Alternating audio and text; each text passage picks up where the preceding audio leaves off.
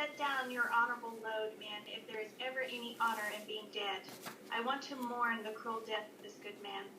Look at the noble king's poor cold body, the measly remains of the Lancaster family.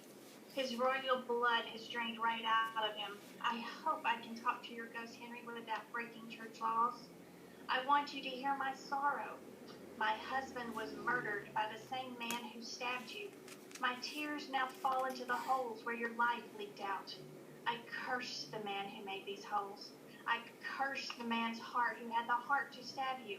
And I curse the man's blood who shed your blood.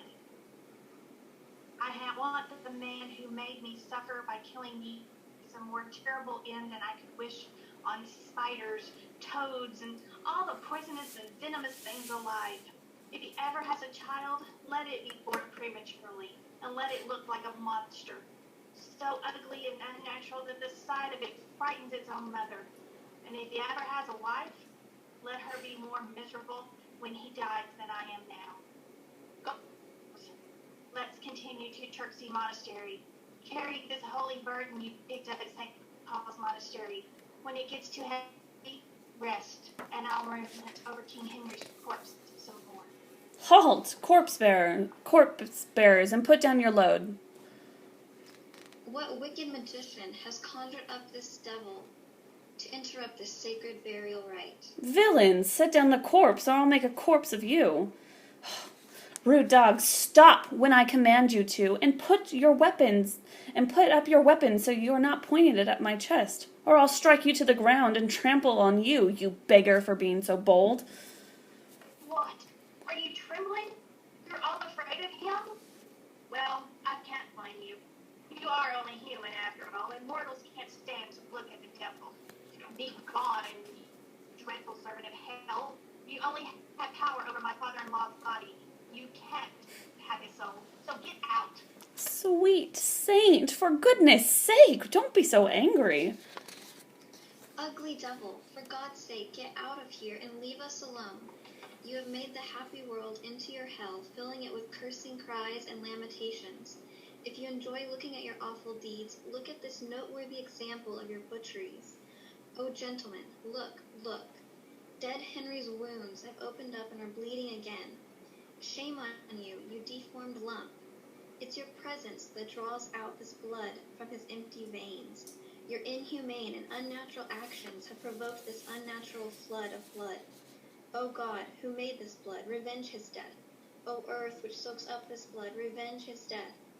Either let heaven send lightning to strike the murderer dead, or let the earth open wide and devour him, as it does this good king's blood. Dear woman, you don't know the rules of charity. When you're faced with bad, you're supposed to turn it into good. And when when subject to curses, you're supposed to convert them into blessings. Villain, you don't know the laws of God or of man. Even the fiercest wild animal has some touch of pity. If I know nothing about pity, then that must mean that I am not an animal. It's amazing to hear a devil speak the truth. It's even stranger when an angel is so angry. Divine, perfect woman, give me a chance to prove in detail that I am innocent of the evils you accuse me of. Contagious infection of humanity, give me a chance to condemn you for the evils I know you've committed. You who are beautiful beyond words, calm down and let me explain myself. You who are wicked beyond belief, the only explanation I'll accept from you is for you to hang yourself. Such an expression of despair would only prove that I was guilty. Maybe, but if you killed yourself, it would also show that you felt some guilt for killing others. Let's say I didn't kill him. Then you might as well say they're not dead, but they are dead, and you killed them, you slave of the devil. I did not kill your husband. Well, then he must be alive. No, he is dead. Edward killed him. You're lying. Queen Margaret saw your sword steaming with his blood. It was the same sword you almost killed her with. And you would have killed her if my brothers hadn't fought you off. She provoked me with her lying mouth, accusing me of crimes I did not commit. No. What provoked you was your own bloody mind, which never thinks of anything but butchery. You killed this king, didn't you?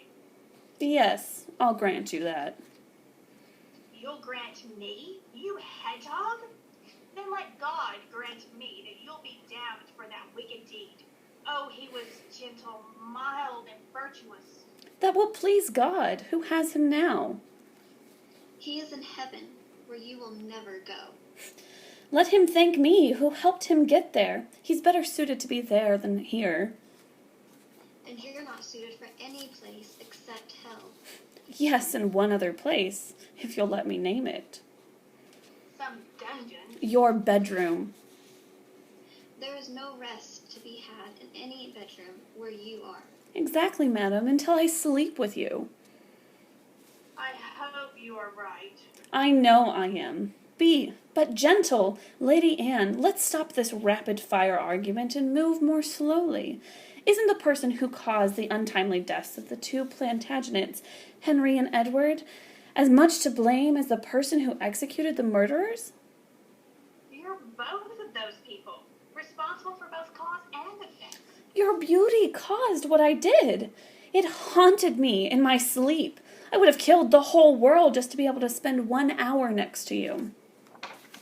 If I believed you, murderer, I would take my nails and scratch that beauty right off my cheeks. I couldn't stand it to see you destroy your beauty. You wouldn't touch it if I'm standing next to you. Just as everyone becomes cheerful from the sun, I'm cheered up by your looks. They are my daylight, my life. Then I hope night shadows your day and death takes your life. Don't damn yourself. You, fair lady, are both my day and my life. I wish I were, so I could deprive you of both day and life. It's strange that you want to take revenge on the person who loves you. It is just and reasonable that I want to take revenge on the person who killed my husband. That man who killed your husband, dear lady, only did it to help you get a better husband. There is no better one on earth. Wrong. There is a man who loves you better than your husband could. Name him. Plantagenet. Yes, that's my husband's name. Someone else has the same name, but he's a better man. Where is this man? Here. Why do you spit at me? If only I could spit poison. Poison never came from such a sweet place. Poison never landed on such an ugly toad. Get out of my sight. You're poisoning my eyes. Your beautiful eyes, sweet lady, have infected mine with love. I wish my eyes were basilisks so they could strike you dead. I wish they were, so that I could die right now. Because at this point, I live a living death. Your eyes have made me cry shamefully, like a child. I never cried before this. I didn't cry when my father, York, and my brother Edward both wept at the death of my brother Rutland, who Clifford slaughtered.